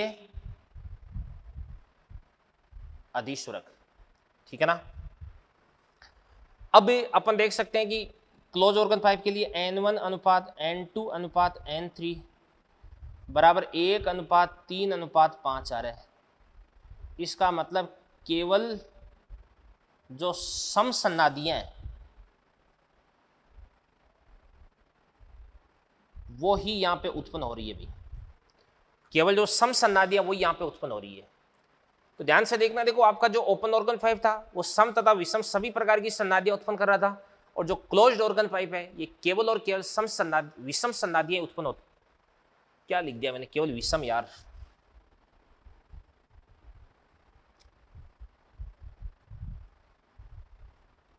केवल विषम सन्नादियां उत्पन्न करता है अभी। तो आपका जो ओपन ऑर्गन पाइप था वो तो क्या कर रहा था अभी, वो तो सम तथा विषम सभी सन्नादियां उत्पन्न कर रहा था, और जो क्लोज्ड ऑर्गन पाइप है ये केवल और केवल विषम सन्नादियां उत्पन्न करता है। यानी उत्पन्न होने वाली जो आवृत्ति है वो 1, 3, 5, 7, 9, 11 इस अनुपात में आपको प्राप्त होती है, ठीक है ना। अब वहां पे ओपन ऑर्गन पाइप के केस की अगर अपन बात करें तो वहां पर जो अधिस्वरक है वो सन्नादि से एक पीछे चल रहा था। तो अपन बोलते अगर 100वीं सन्नादि, इसका मतलब 99वां अधिस्वरक, 50वीं सन्नादि मतलब 49वां अधिस्वरक। बट यहां पे ध्यान से देखना, देखो अलग केस से भी यहां पे क्या है, जैसे आपको बोल दिया कि 5वां अधिस्वरक, तो 5 इंटू 2 10 प्लस 1 यानी 11वीं सन्नादि हो जाएगी। अगर आपको बोल दिया मान के चलेगा 15वां अधिस्वरक, तो 15 इंटू 2 30, 30 और 1 कितना हो जाएगा 31, 31वीं सन्नादि हो जाएगी भी। समझ में आ गई ना बात है ये। अगर आपको बोल दिया मान के चलेगा 45वीं सन्नादि, तो 45 माइनस 1 कितना होता है 44, और 44 बटे 2 कितना होता है 22, तो 22वां अधिस्वरक हो जाएगा अभी। तो इस प्रकार से सन्नादि और अधिस्वरक के बीच में रिलेशन यहां से अपन निकाल सकते हैं, ठीक है ना। तो ये अपना जो क्लोज्ड ऑर्गन पाइप यानी बंद ऑर्गन पाइप है वो भी फिनिश होता है, करें इसको नोट। हाँ भाई, तो ध्यान से देखना, देखो अपन ने सबसे पहले पढ़ा अनुप्रस्थ अपरगामी तरंगे, इसके बाद में अपन ने अनुदीर्घ अपरगामी तरंगे पढ़ा, और अनुदीर्घ अपरगामी तरंगों के अंदर सबसे पहले अपन ने पढ़ा ऑर्गन पाइप जिसके अंदर सीओपी और ओओपी यानी क्लोज्ड ऑर्गन पाइप और ओपन ऑर्गन पाइप ये अपन पढ़ चुके हैं, ठीक है ना। अब आप याद कर सकते हैं इन बातों को कि जो ओपन ऑर्गन पाइप है इसकी मूल आवृत्ति कितनी थी V/12, फिर कितना था 2V/12, 3V/12, 4V/12 ऐसे चलता है। यानी इसके अंदर सम तथा विषम सभी प्रकार की सन्नादियां उत्पन्न होती है। इसी प्रकार से आपके पास में जो क्लोज्ड ऑर्गन पाइप है इसकी मूल आवृत्ति होती है V/4L, फिर 3V/4L, 5V/4L, 7V/4L। यानी इसके अंदर केवल और केवल जो विषम सन्नादियां हैं वही उत्पन्न होती है अभी। अब इसके बाद में अपन डिस्कस कर रहे हैं बी, और इसके अंदर ऑर्गन पाइप के बाद में अगला है अनुनाद नली। अनुनाद नली बोले तो रेजोनेंस ट्यूब, अनुनाद नली। तो ध्यान से देखना, देखो अनुनाद नली क्या होती है। एक्चुअली ये एक प्रकार का सीओपी होता है, क्लोज्ड ऑर्गन पाइप होता है, बट इसकी जो लंबाई होती है वो क्या होती है, वेरिएबल होती है, परिवर्ती होती है। यानी परिवर्ती लंबाई की अनुनाद नली इसको अपन बोल सकते हैं अभी। तो ये आपके पास हो जाएगी परिवर्ती लंबाई की सीओपी। अब इसकी जो लंबाई है वो परिवर्ती कैसे होती है भाई, इसके अंदर क्या भरा होता है, पानी भरा होता है। तो जल स्तंभ है उसकी लंबाई को परिवर्तित करके अपन वायु स्तंभ की लंबाई को परिवर्तित कर सकते हैं। मैं आपको बताऊंगा कैसे है। जल स्तंभ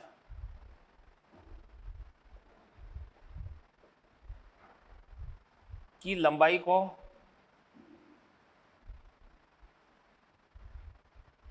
परिवर्तित करके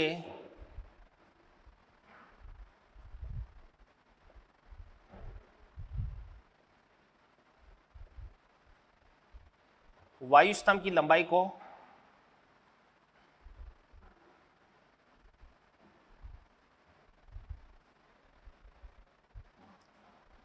परिवर्तित किया जा सकता है, ठीक है। अब सुनना भाई,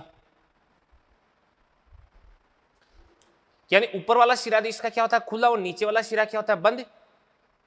बंद सिरे की स्थिति पर अगर जब नोड बन जाता है, बंद सिरा किससे बंद किया अपन ने, पानी की सतह, नीचे पानी भरा हुआ है, तो पानी की जो सतह है वो बंद सिरे की तरफ बिहेव करती है भी।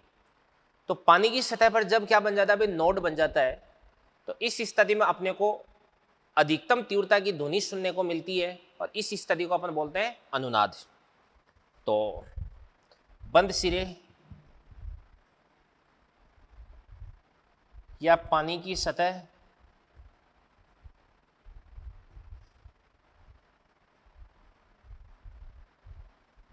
पर नोड बनता है तो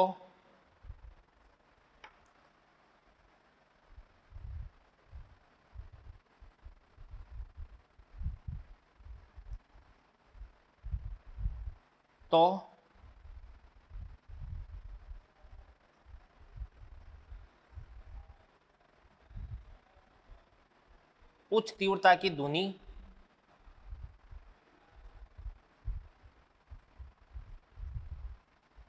सुनाई पड़ती है और इसको अपन बोलते हैं अनुनाद।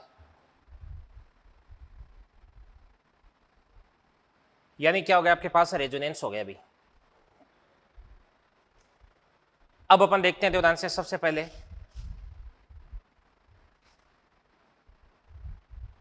क्या आपके पास है, क्या हो जाएगी देवदान से अनुनाद नली। यहां पर अपन क्या करते हैं, एक सुरित्र है और ये सुरित्र एन आवृत्ति की ध्वनि उत्पन्न करता है। यानी इसकी जो आवृत्ति है वो कितनी होती है भी, एन है, एन आवृत्ति की ध्वनि उत्पन्न कर रहे हैं। इसको अपन क्या करते हैं भी, प्ले करते हैं, इसको अपन बजाते हैं। तो ये क्या करता है, ध्वनि तरंगे उत्पन्न करता है और ये ध्वनि तरंगे इसके अंदर जाती है, इसके अंदर पानी भरा होता है, पानी की सतह से टकराती है, परावर्तित होती है। तो आपतित और परावर्तित दोनों एक दूसरे पर अध्यारोपित होती है और इसके अंदर अपरगामी तरंगों का निर्माण होता है। ठीक है ना। अब पहले पूरा पानी से भरा हुआ है, पानी को कम करते हैं, पानी को कम करते करते जब पानी का स्तंभ यहां तक पहुंचता है, यानी जब इसको इतना खाली किया जाता है तो इस स्थिति में आपको पहला अनुनाद देखने को मिलता है भी, क्योंकि इस स्थिति में यहां पर क्या बनता है भी, एंटी नोड, और यहां पर क्या बनता है, नोड बनता है। तो इसके अंदर एंटी नोड से नोड इस प्रकार की तरंग बनती है और ये वाली जो लंबाई है, ये वाली लंबाई कितनी हो जाएगी आपके पास में, L1। ये पहला अनुनाद हो गया। तो यहाँ पे एंटी नोड से नेटिक नोड की डिस्टेंस कितनी होती है, λ/4 बराबर कितना हो जाएगा, L1 हो जाएगा। इसको अपन बोल देंगे L1 बराबर λ/4 हो जाएगा अभी। अगली स्थिति में बात करता हूं मैं देवदान से। देखो पहला अनुनाद कहां पर मिला था आपको देवदान से, यहां पे। दूसरा अनुनाद आपको यहां पर देखने को मिलेगा, यहां पर। तो ये पानी की मात्रा और कम कर दिया आपने तो वायु स्तंभ की लंबाई बढ़ गई। तो यहां पर क्या बनता है अभी, एंटी नोड, यहां पे नोड, यहां पर एंटी नोड और यहां पर नोड हो गया।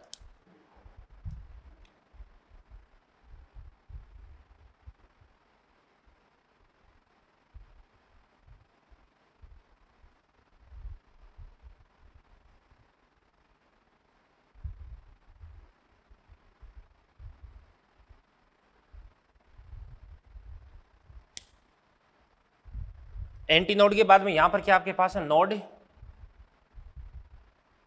एंटी नोड और फिर यहां पर नोड बन गया। यहां से लेकर के यहां तक ये जो लंबाई है ये L2 हो जाएगी। ये दूसरा अनुनाद हो गया। तो यहां पर आपके पास L2 बराबर कितना हो जाएगा बताओ, एंटी नोड नोड λ/4, फिर λ/4, फिर λ/4। तो ये आपके पास 3 λ/4 बन जाएगा। इसी प्रकार से आपके पास जो तीसरी अनुनादी लंबाई है वो कितना हो जाएगी, 5 λ/4, और चौथी अनुनादी लंबाई है वो कितना देगी आपके पास है, 7 λ/4। वही आपने यहाँ पे सूर्यतर लगा रखा है एन आवृत्ति का। ठीक है। अब अपन एक काम करते हैं अभी, L2 में से L1 को माइनस करते हैं। तो L2 में से L1 को माइनस करेंगे तो 3 λ/4 माइनस λ/4 बराबर कितना देगा आपके पास है, λ/2। तो यहां से आपके पास है λ बराबर 2, L2 माइनस क्या हो जाएगा आपके पास L1। ध्वनि का वेग v बराबर कितना होता है आपके पास, n इंटू लेमडा। तो 2n L2 माइनस क्या हो जाएगा आपके पास L1 हो जाएगा। तो इस फॉर्मूले की हेल्प से अपन क्या कर सकते हैं, अभी ध्वनि का वेग ज्ञात कर सकते हैं। तो जो अनुनाद नली रेजोनेंस ट्यूब है इसकी सहायता से ध्वनि का वेग ज्ञात किया जा सकता है। कैसे ज्ञात करेंगे, n तो क्या होती है, सूर्यतर की आवृत्ति होती है। ये एक डिवाइस होती है जो निश्चित आवृत्ति की ध्वनि तरंगें उत्पन्न करती है और इसकी आवृत्ति अपने को मालूम होती है, इस पे लिखी होती है। तो n तो अपन जानते हैं, L1 और L2 इस अनुनाद नली पर यहाँ पर रीडिंग लिखी होती है। उस रीडिंग्स को पढ़ करके आप L1 और L2 की वैल्यू यहाँ से फाइंड आउट कर सकते हो भाई। ठीक है ना, ये चीज हो गई भी। और इसके बाद में v बराबर क्या होता है, n लेमडा बराबर 2n L2 माइनस L1। ठीक है ना। तो इस प्रकार से अपन क्या कर सकते हैं अभी, ध्वनि का वेग है वो अपन ज्ञात कर सकते हैं। ठीक है बच्चों, इसके बाद में अपन आगे बढ़ते हैं। तो देखिए बच्चों, लेक्चर थोड़ा सा लंबा जरूर हो रहा है, बट कोई इलाज नहीं है, क्योंकि आपका जो चैप्टर है वो भी काफ़ी लेंदी है। तो सारी की सारी चीज़ें पढ़ने के लिए अपने को टाइम के साथ में थोड़ा सा कॉम्प्रोमाइज़ तो करना पड़ेगा बच्चों। ठीक है ना। तो चलिए अपन अनुनाद नली के बाद में एक टॉपिक डिस्कस करते हैं जिसका नाम है शिरा संशोधन। छोटा सा टॉपिक है, उसके बाद में लेक्चर एंड कर दूंगा मैं। शिरा संशोधन बोले तो एंड करेक्शन। तो सुनना ध्यान से, देखना। देखो क्या होता है कि अपन अब तक पढ़ते आ रहे हैं कि खुले सिरे की स्थिति पर क्या बनता है भाई, एंटीनोड बनता है। जबकि वास्तविकता यह है कि एंटीनोड ठीक खुले सिरे की स्थिति पर नहीं बन करके थोड़ा सा बाहर की तरफ बनता है। ठीक है ना। तो खुले सिरे से एंटीनोड का जो विस्थापन है, एंटीनोड की जो डिस्टेंस है, उसको ही अपन क्या बोलते हैं भाई, शिरा संशोधन बोलते हैं। और ऐसा किसकी वजह से होता है भाई, जड़त्व की वजह से होता है। ठीक है ना। तो देखो ध्यान से, अपन बात करते हैं कि जड़त्व के कारण जो आपका एंटीनोड है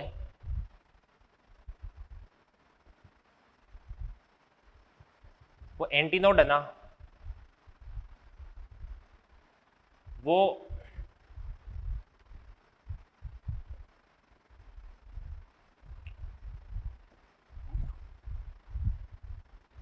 ठीक ओपन एंड पर नहीं बन पाता है। यानी एंटीनोड होता है वो थोड़ा सा बाहर की तरफ शिफ्ट हो जाता है, और जो आपका खुला सिरा है, ओपन एंड है, से एंटीनोड का जो विस्थापन है उसको ही अपन बोलते हैं शिरा संशोधन।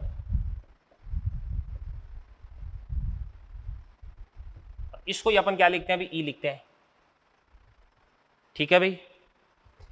अब यहां पर आपके पास जो एंड करेक्शन ई होता है, ये उस ट्यूब के व्यास का तो 0.3 गुना होता है, और उसकी त्रिज्या का कितना होता है आपके पास है, 0.6 गुना होता है। तो यहां पर आपके पास है डी बराबर कितना होता है आपके पास है, 2r होता है। आप जानते हैं अच्छे से, कोई दिक्कत वाली बात नहीं है। ओके। अब दो से अपन बात करते हैं, सबसे पहले ओपन ऑर्गन पाइप की बात करते हैं। ओपन ऑर्गन पाइप, तो ये दो से आपके पास ओपन ऑर्गन पाइप है। ओपन ऑर्गन पाइप बना देता हूं यहां पर मैं, ये ओपन ऑर्गन पाइप, ये ठीक खुला सिरा, ये भी ठीक खुला सिरा। तो एंटीनोड होता है ठीक खुले सिरे पर नहीं बनकर के थोड़ा सा बाहर की तरफ बनता है, और ये वाला जो एंटीनोड है ये भी ठीक खुले सिरे से थोड़ा सा बाहर की तरफ बनता है। तो यहां पे दो से एंटीनोड है वो थोड़ा सा बाहर की तरफ मैंने बना दिया है,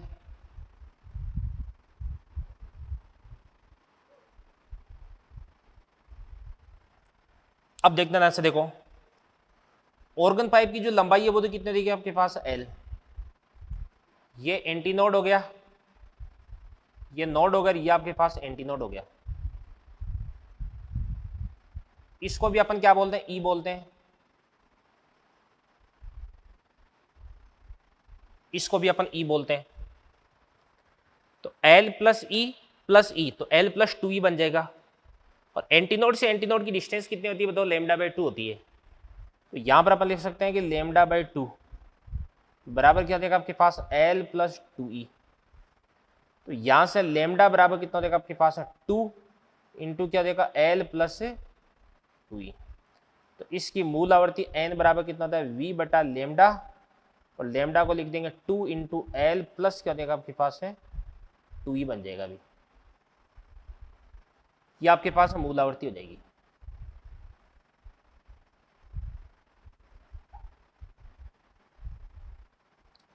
ये बात होगी भी। तो ध्यान से देखना। देखो अब तक अपन पढ़ते आ रहे थे कि ओपन ऑर्गन पाइप के लिए n बराबर कितना होता है, V/2L होता है। बट यहां पर L में आपको 2E और ऐड करना पड़ेगा। कैसे, क्योंकि इसके दोनों सिरों पर आपने एंड करेक्शन अप्लाई किया है, सिरा संशोधन आपने अप्लाई किया भी। अगर किसी भी क्वेश्चन में एंड करेक्शन की बात नहीं करे तब तो आपको एंड करेक्शन को 0 मान के चलना है, बट या तो उसकी त्रिज्या, उसका व्यास आपको दे दिया, या आपको ऐसे बोलिया कि सिरा संशोधन को नगण्य नहीं मानना है, तो इस स्थिति में आपको ये लिखना भी। और अगली आवृत्ति क्या हो जाएगी, 2v बन जाएगा यहाँ पे, फिर 3v बन जाएगा, ऐसे चलता जाएगा भी, ठीक है ना। और इसके बाद अपन बात करते हैं कि इसकी क्लोज्ड ऑर्गन पाइप की बात करते हैं, सीओपी। सीओपी की बात करते हैं एंड करेक्शन के साथ में। तो ये आपके पास है क्या बन जाएगी, क्लोज्ड ऑर्गन पाइप। और इसके बाद अंततः है ये आपके पास है क्या बन जाएगा, एंटी नोड। ये क्या देगा, सॉरी यहाँ पर क्या बन जाएगा आपके पास नोड, या खुला सिरा, खुले सिरे से एंटी नोड थोड़ा सा बाहर की तरफ बनाना आपको। लंबाई इसकी कितनी है, एल है, और ये वाली जो डिस्टेंस है ये कितनी हो जाएगी आपके पास, ई हो जाएगी। तो नोड एंटी नोड बना देंगे यहाँ पे अपन। तो इस प्रकार की तरंग बन जाएगी, देखिएगा इस प्रकार की तरंग बन जाएगी। तो यहाँ पर द्योतांश है एल प्लस ई, एंटी नोड से नोड कितना होता है, लेमडा बाई 4। तो लेमडा बाई 4 बराबर कितना होता है आपके पास, एल प्लस ई। तो यहाँ से आपके पास है लेमडा बराबर कितना होता है आपके पास है 4 इंटू एल प्लस ई। तो यहाँ से आपके पास एन बराबर कितना होता है, वी बाई लेमडा। तो लेमडा कितना देगा आपके पास है 4 इंटू क्या होता है आपके पास एल प्लस ई। ये बात होगी भी। तो एन बराबर कितना देगा, वी बटे 4 एल प्लस ई बन जाएगा। और अगली आवृत्ति आप जानती हैं 3v by 4 into L plus E, 5v by 4 into L plus E. अब यहाँ पर एल के साथ में ई आ रहा है, अभी एल प्लस ई आ रहा है, वहां पे 2e आ रहा था, क्योंकि वहां पे अपन 2 सिरों पे एंड करेक्शन अप्लाई कर रहे थे, जबकि यहाँ पर अपन एक ही सिरे पर एंड करेक्शन अप्लाई कर रहे हैं, ठीक है ना। ये चीज होगी भी। और इसके बाद अपन बात करते हैं रेजोनेंस ट्यूब यानी अनुनाद नली, आरटी। तो अनुनाद नली के अंदर द्योतांश है, पहली स्थिति में बात करते हैं पहला अनुनाद। तो पहला अनुनाद द्योतांश से ये रहा, पानी यहां तक बराबर है, और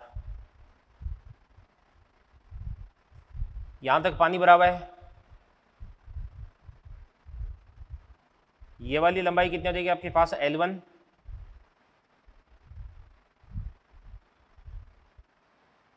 L1 हो गया। अब ये आपके पास एंटी, ये खुला सिरा होगा, यहाँ पर एंटी नोड बनाना है, एंटी नोड यहाँ पर आपको नोड बनाना है। इस प्रकार की तरंग बन जाएगी। ये एंटी नोड हो गया, ये नोड हो गया।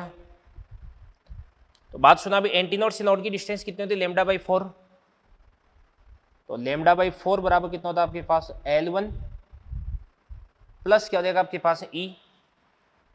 और इसी प्रकार से दूसरे अनुनाद की अगर अपन बात करते हैं, तो दूसरे अनुनाद के लिए पहला अनुनाद यहां पे मिल रहा है, तो दूसरा अनुनाद आपको यहां पर मिल जाएगा। ये नीचे पानी बराबर है इसके अंदर, ठीक है ना। तो देखिएगा, देखो ध्यान से, ये आपके पास है खुला सिरा, एंटी नोड थोड़ा सा बाहर की तरफ बनाना है। तो इस प्रकार से ये एंटी नोड बन जाएगा।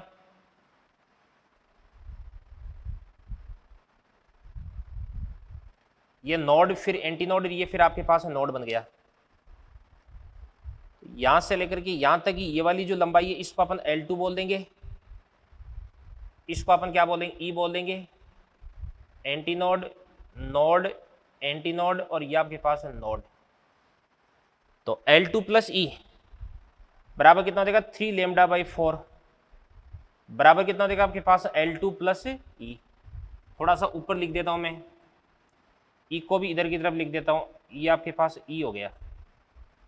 ये अपने पास में कितना हो जाएगा अभी, 3 लेमडा बाई 4 बराबर कितना हो जाएगा आपके पास, L2 प्लस में E हो जाएगा। अब यदि अपन इसमें से इसको माइनस कर देंगे, तो 3 lambda by 4 minus lambda by 4 बराबर कितना हो जाएगा, लेमडा बाई 2। तो लेमडा बाई 2 बराबर L2 माइनस L1 आ जाएगा, E से E कट ही जाएगा। तो इसको अपन क्या बोलेंगे, L2 माइनस क्या देगा आपके पास, L1। तो लेमडा बराबर कितना देगा आपके पास, 2, L2 माइनस क्या देगा, L1 आ जाएगा। और V बराबर कितना होता है आपके पास, N लेमडा।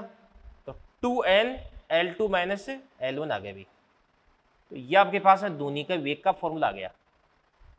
पहले भी अपन ने ये फॉर्मूला डिस्कस किया था जब अपन ने एंड करेक्शन उसको कंसीडर नहीं किया था। तो यदि एंड करेक्शन को कंसीडर नहीं करते हो तो भी आपको ध्वनि का वेग का फॉर्मूला यही प्राप्त होता है, और एंड करेक्शन को यदि आप कंसीडर करते हैं तो भी ध्वनि के वेग का फॉर्मूला यही प्राप्त होता है। यानी ध्वनि के वेग के फॉर्मूले में किसी प्रकार का कोई अंतर नहीं आता है अभी। अब ये जो एंड करेक्शन है इसकी वैल्यू मैं फाइंड आउट करने वाला हूँ। कैसे फाइंड आउट करता हूँ ध्यान से, ये आपके पास जो λ/4 है इसको मैं इस λ/4 की जगह पुट करने वाला हूँ। तो क्या बन जाएगा आपके पास λ/4 बराबर कितना हो जाएगा L1 प्लस ई।